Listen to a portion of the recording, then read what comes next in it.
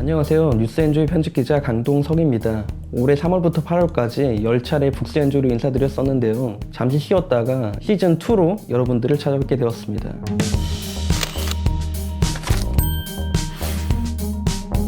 시즌1에서는 각 주제별로 책을 한 권씩 선정해서 독자 여러분들과 나눴는데요. 시즌2에서는 같이 읽으면 좋을 책을 한 권 더 선정하여 2권씩 함께 나누고자 합니다.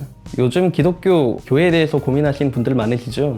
함께 저희 영상을 보시고 고민을 나눠봤으면 좋겠습니다.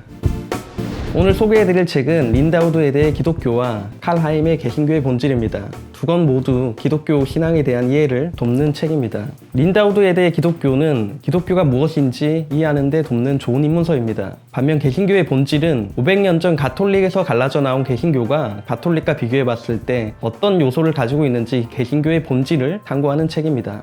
어떤 대상을 효과적으로 이해하기 위한 방법으로는 여러 가지가 있습니다. 다소 거리를 둔 지점에서 조감도로 내려다보듯이 폭넓게 한 대상을 바라보는 방법이 있을 것이고, 또 다른 방법으로는 그 대상과 상반되는 대상과의 비교를 통해서 그 대상의 핵심과 본질을 살피는 방법이 있을 것입니다. 전자가 린다우드 헤드의 기독교라고 할 것 같으면 후자가 칼 하임의 개신교의 본질에 해당합니다.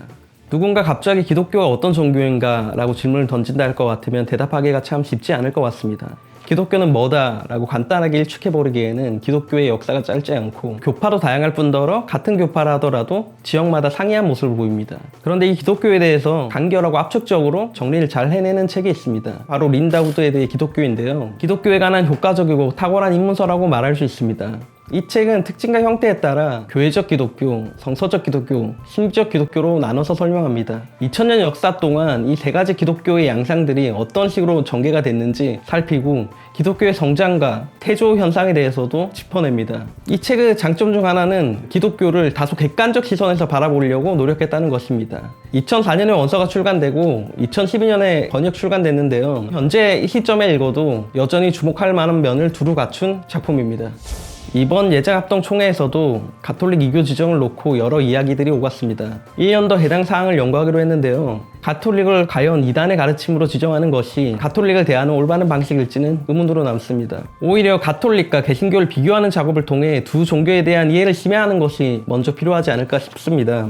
이와 같은 작업을 어느 정도 해낸 책이 바로 이 책 개신교의 본질입니다. 이 책은 1925년에 쓰여진 책입니다. 당시 유럽은 가톨릭 친화적인 분위기가 많았다고 합니다. 그래서 루터교에 속했던 많은 사람들이 가톨릭으로 다시 되돌아가는 현상들이 목격됐는데요. 저자인 칼 하임은 왜 사람들이 가톨릭 교회에 대해서 매력을 느끼는지를 분석하고 가톨릭과 개신교를 비교하는 작업을 통해서 루터의 종교개혁 정신에 기반한 개신교회가 무엇인지를 강변합니다. 칼 하임은 모든 개개인들이 홀로 소스라쳐 놀라 하나님 체험을 할 때 개신교 신앙을 가질 수 있다고 강조합니다.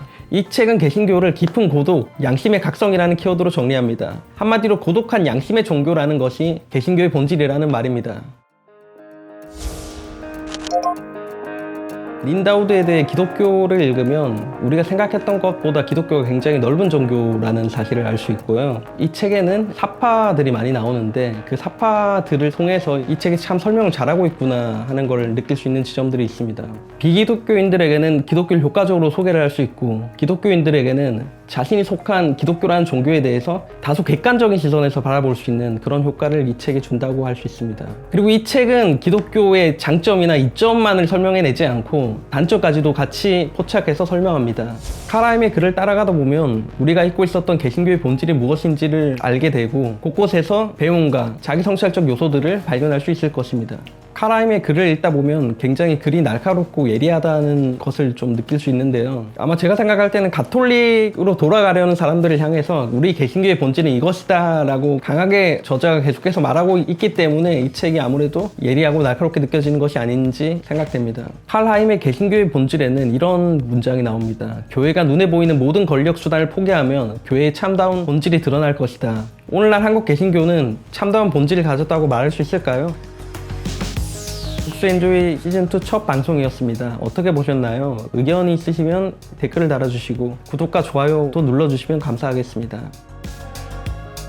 북스엔조이는 생각하는 그리스도인들의 책 읽기를 응원합니다.